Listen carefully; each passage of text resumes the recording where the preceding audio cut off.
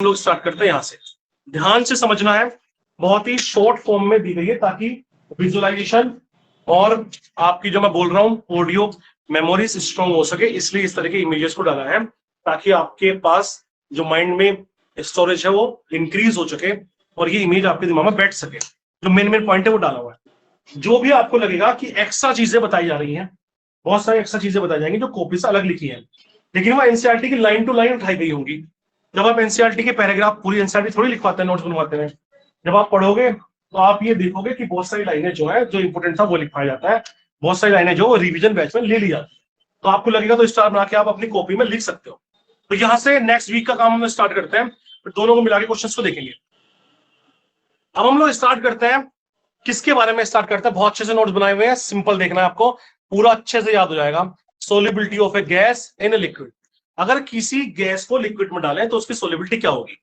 कह रहा many gases dissolve in water. वो कह रहा ऑलरेडी आप देखते होंगे कि बहुत सारी गैसेस जो है ऑलरेडी डिसॉल्व होती हैं। कह रहा कैसे? जैसे कि हम ऑक्सीजन को डिसॉल्व कर सकते हैं, आपने देखा भी होगा, जो हम लोग ये देख रहे हैं, फिश टैंक देख रहे हैं या फिर किसी रिवर में देखते हैं, तो एक्वेटिक एनिमल्स रहते हैं और एक्वेटिक एनिमल्स के पास जो होते हैं गिल्स होते हैं, और जिसके थ्रू और भी बहुत सारी चीजें उनके पास होता है, जिसके थ्रू वो डिसॉल्व्ड ऑक्सीजन का इस्तेमाल करके सर्वाइव करते हैं। आप देख भी पा रहे होंगे।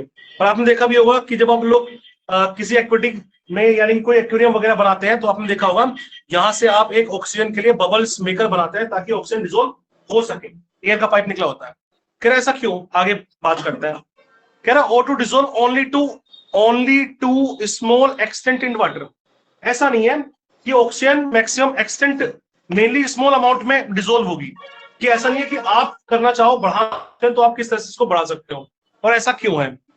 वो कह रहा है कि जैसे कि हम लोग चेक करें, अगर HCl को हम लोग सोल्यूबल करने की कोशिश करें तो HCl जो है हाईली सोल्यूबल इन वाटर में। अगर HCl को हम लोग वाटर में डाल देंगे तो HCl मैक्सिमम अमाउंट में हो जाएगा, लेकिन अगर हम ऑक्सीजन को डिसॉल्व करना चाहें तो इतना ज्यादा अमाउंट में जितना HCl कंपैरेटिवली है उतना नहीं हो पाएगा। क्यों? हम बात करते हैं इसके बारे में।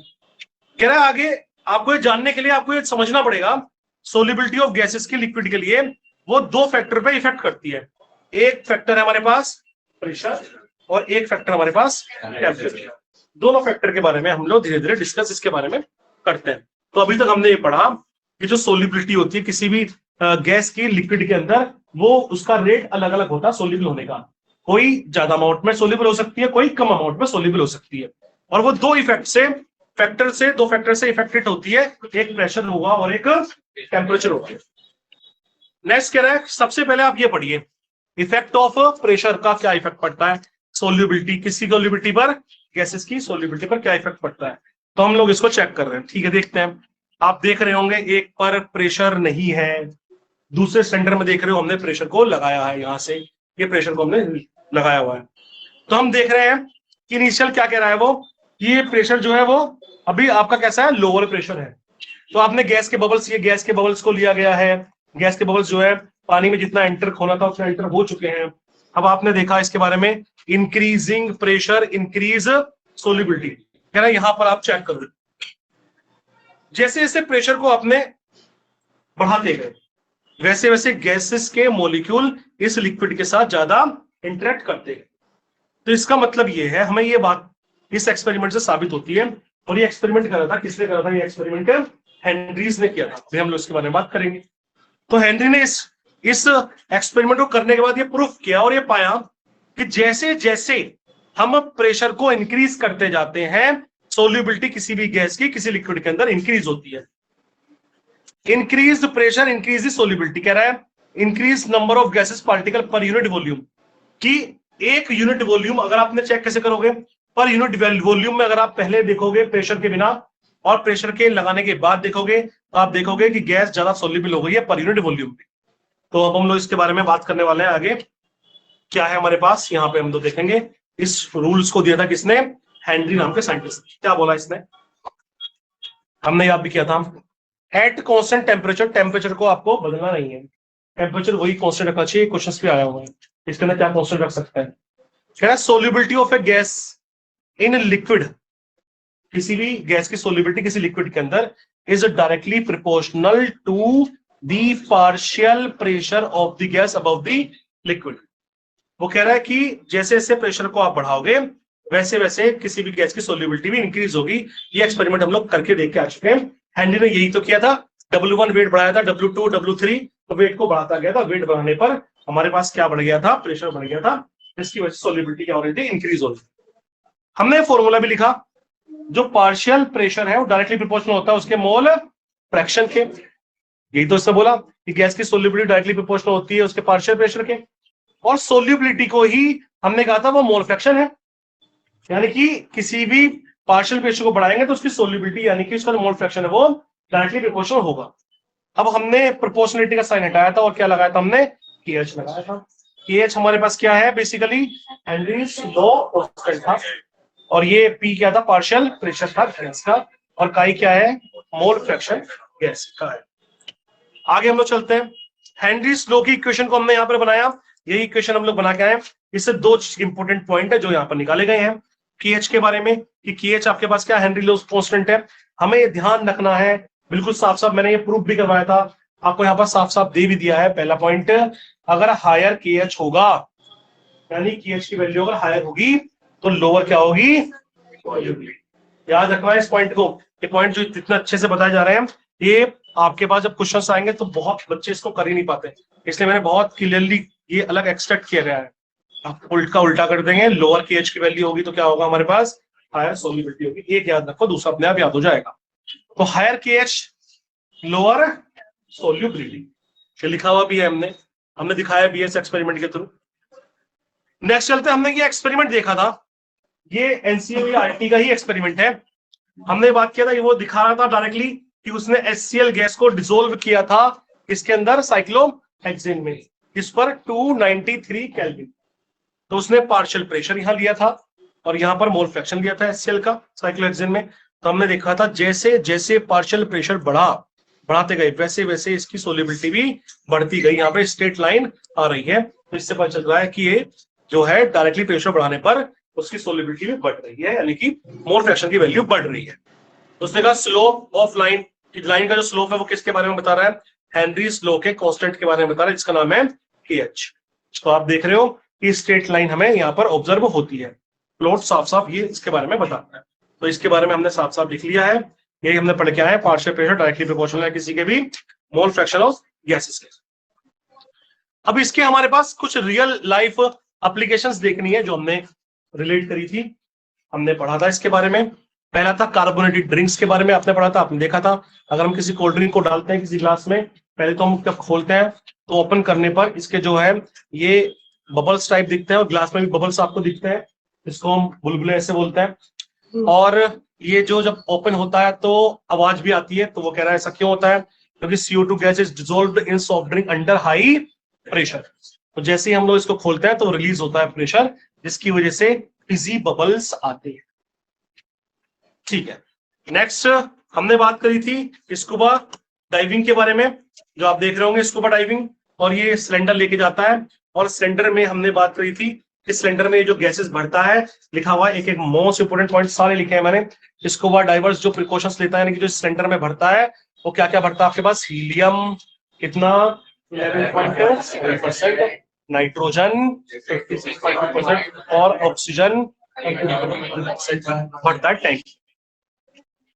फिर हमने देखा था कि क्यों भरता है, वो क्यों लेके जाता, ऑक्सीजन क्यों लेके जाता, क्योंकि जैसे ही वो पानी से नीचे यानी कि ग्राउंड से नीचे की तरफ जाएगा, यानी कि सी के अंदर जाएगा, तो प्रेशर इंक्रीज होता है।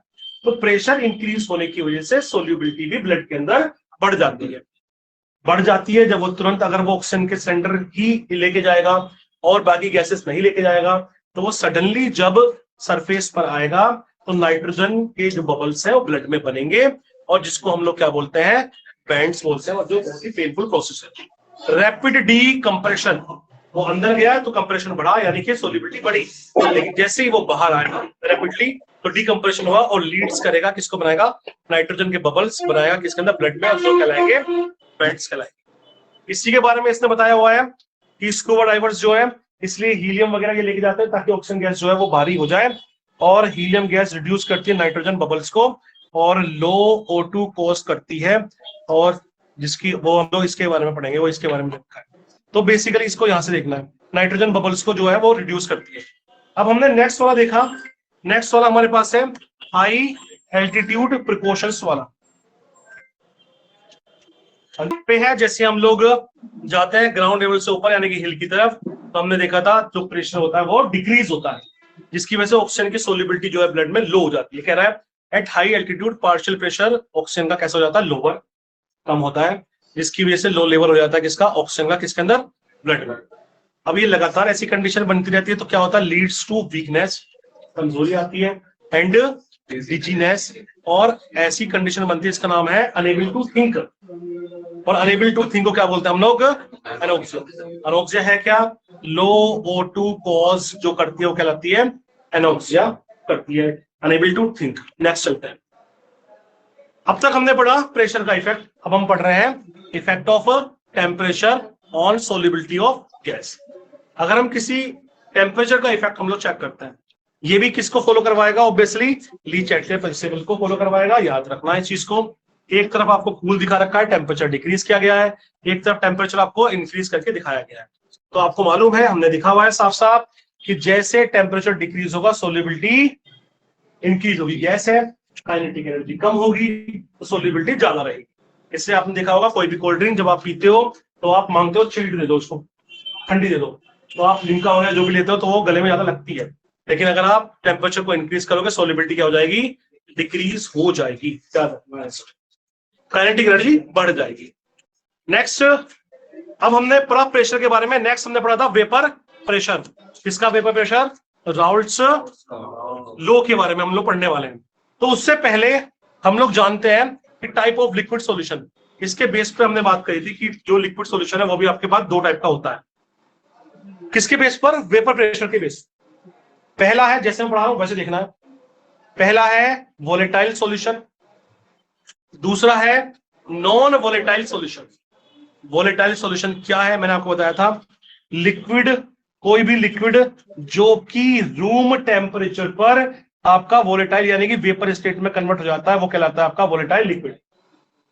जो भी रूम टेम्परेचर पर लिक्विड यानी कि वेपर स्टेट में कन्वर्ट हो जाएगा, जो भी लिक्विड कन्वर्ट हो जाएगा वो कहलाएगा आपका वोलेटाइल। जो भी ऐसा नहीं करेगा, रूम टेम्परेचर पर वेपर स्टेट में कन्वर्ट नहीं होगा, वो कहलाएगा आपका नॉन वोलेटाइल लिक्विड कहलाएगा। ये सारे किसके बारे में हम बात कर रहे हैं, बाइनरी सॉल्यूशंस के लिए बात कर रहे हैं। इसके बेस पर राउल्ट्स ने एक स्टडी करी वोलेटाइल लिक्विड्स के बारे में, आप देख पा रहे होंगे राउल्ट्स को। तो इसने स्टडी करी, क्या स्टडी करी और क्या पाया इसने स्टडी करने के बाद इसने देखा कि अगर दो प्योर, किसी भी एक सोल्यूट एक सोलवेंट या दो प्योर लिक्विड को आपस में मिला दिया जाए तो मिलाने के बाद जो सॉल्यूशन बनेगा उसका प्रेशर पर क्या इफेक्ट पड़ेगा, टोटल प्रेशर कैसे निकलेगा, तो उसके बारे में वो बात कर रहा है। तो हमने बात करी थी कि हमने अगर दो प्योर लिए हैं, कोई ए नाम का लिक्विड लिया है, कोई बी नाम का लिया है, उसको मिला दिया है तो बना है आपके पास ए बी बना है, ए बी सोल्यूशन बना है। तो वो बात कर रहा है कि जो ए का प्रेशर था, हमने बात करी थी वो कैसा था, पी नॉट ए, इसका जो पी नॉट का मतलब वेपर। और इसके बारे में स्टडी करते हुए राउल्ट्स बोलता है कंपोनेंट, हर कंपोनेंट का partial vapour pressure of each component of solution, partial vapour pressure of each component of solution is directly proportional to its mole fraction in solution। Directly proportional होगा किसके, mole fraction के। तो कह रहा है कि किसी का भी पार्शियल वेपर प्रेशर किसी भी कंपोनेंट का डायरेक्टली प्रोपोर्शनल होगा उसके मोल फ्रैक्शन के। तो P जो भी A के लिए लिया है, तो अगर A के लिए जाए तो पी ए डायरेक्टली हो जाएगा P नॉट A आई ए। ऐसा ही हमने बना, पहले इसके अंदर याद रखना है पार्शियल वेपर प्रेशर किसका, A का। पी नॉट ए क्या है, प्योर वेपर प्रेशर है, और काई क्या है, उसका मोल फ्रैक्शन है। अब ऐसे ही हमने एक इक्वेशन ये बनाई थी और दूसरी इक्वेशन हमने बी के लिए बनाई थी जो कि थी P B equals to P not B और काई बी, ये हमने बनाई थी सेकंड इक्वेशन। फिर हमने क्या किया था, दोनों इक्वेशन को ये बनाने के लिए हमने दोनों इक्वेशन को क्या कर दिया, जोड़ दिया था। तो हमारे पास बना था P T equals to P A plus P B, तो पी बी हमने बनाया था। फिर हमने पी ए के लिखा था पी नॉट ए काई A plus P not B chi B, अब तो रट गया होगा ये। फिर हमने देखा था chi A plus chi B equals to 1, तो काई ए की वैल्यू निकाली थी, chi A equals to 1 minus chi B. तो हमने इस वैल्यू को यहाँ पुट कर दिया था, ये हो गया था पी नॉट ए, और इसको कर दिया था हमने 1 माइनस के काई बी प्लस के पी नॉट बी और काई बी। ए को मैंने बताया था कि आप 1 भी ले सकते हो और बी को हम लोग 2 के कंपोनेंट से ले सकते हैं, नहीं तो 1 को ए मान सकते हैं और 2 को हम बी मान सकते हैं। हमने इसको ओपन कर दिया था P not A minus P not A chi B plus P not B chi B. हमने प्लस वाले को पहले ले गए थे, P not A plus P not B chi B और minus P not A chi B. Chi B को हमने क्या ले लिया था कॉमन, सिंपल हो गया, P T equals to P not A plus P not B minus P not A, और ये हो गया था काई बी, जो कि हमने ये फॉर्मूले को तुरंत आपको प्रूफ करके दिखाया। आपको याद भी हो गया होगा, आई होप इसके अंदर यही सारा फॉर्मूला है जो हमने बनाया है। मैंने इसके लिए 2 फॉर्मूले आपको बताया था न्यूमेरिकल के लिए, आपको याद रखना है। सिंगल कंपोनेंट के लिए P equals to P not chi, और टोटल के लिए आपको याद रखना है ये वाला फॉर्मूला जो हमने इसका न्यूमेरिकल भी 1-2 किया था। उसके बाद हमने इसके ग्राफ को बनाया था। हमने बताया था कि इसके बेस पर जो सॉल्यूशन है बेसिकली वो कैसा हो जाता है, 2 बढ़ जाता है, एक होता है आइडियल सॉल्यूशन और एक होता है नॉन आइडियल सॉल्यूशन। तो आइडियल सॉल्यूशंस बेसिकली हमने बताया था, इसके लिए हमने 2 ग्राफ एक साथ कंबाइन किए थे, आपको याद होगा, और हमने एक का वेपर प्रेशर जो था वो लोअर लिया था और एक का वेपर प्रेशर हमने हाई लिया था, और दोनों को जब मिलाया था तो हमारे पास बन गया था टोटल वेपर प्रेशर हमने बनाया था इसके बारे में। अब हम जब चाहते हैं आगे की तरफ तो हमारे पास कुछ और एक्स्ट्रा चीजें हैं जो आपने ये नहीं पढ़ी है, हमें इसके बारे में पढ़ना है। Vapour phase composition.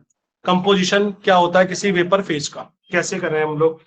अगर कोई इक्विलिब्रियम कंडीशन पर हम लोग बात करते हैं, इक्विलिब्रियम कंडीशन क्या है, अगर कोई रिएक्टेंट प्रोडक्ट की तरफ जाता है और वापस से किसी समय पर प्रोडक्ट वापस से रिएक्टेंट की तरफ जाने लगता है, और रिएक्टेंट से प्रोडक्ट का बनना और प्रोडक्ट से रिएक्टेंट का बनना दोनों सेम हो जाते हैं, तो वो क्या कहलाता है आपका equilibrium.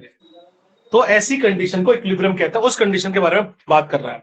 Follow Dalton's law of partial pressure.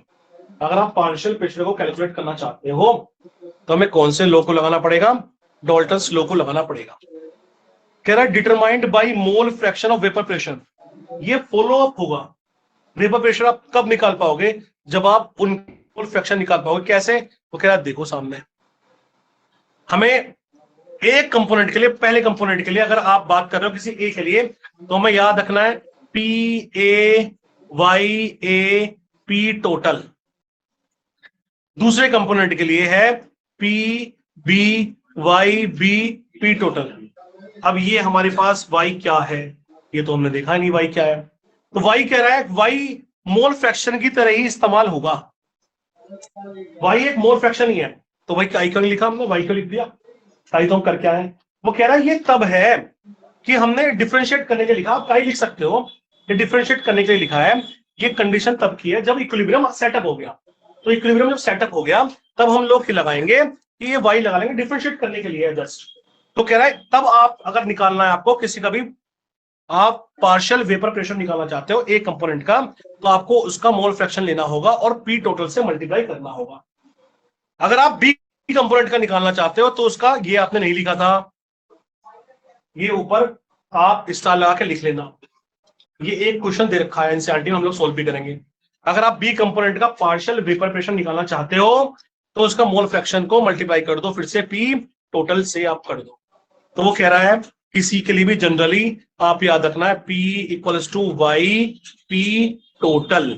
तो जिसका भी पार्शियल वेपर प्रेशर निकालना चाहते हो बराबर हो जाएगा मोल फ्रैक्शन उसके, और वो बराबर हो जाएगा उसके टोटल प्रेशर के सॉल्यूशन की। ये आपको ध्यान रखना है, बाकी ये सारी चीजें वही चीजें आपको बताई हुई है टोटल।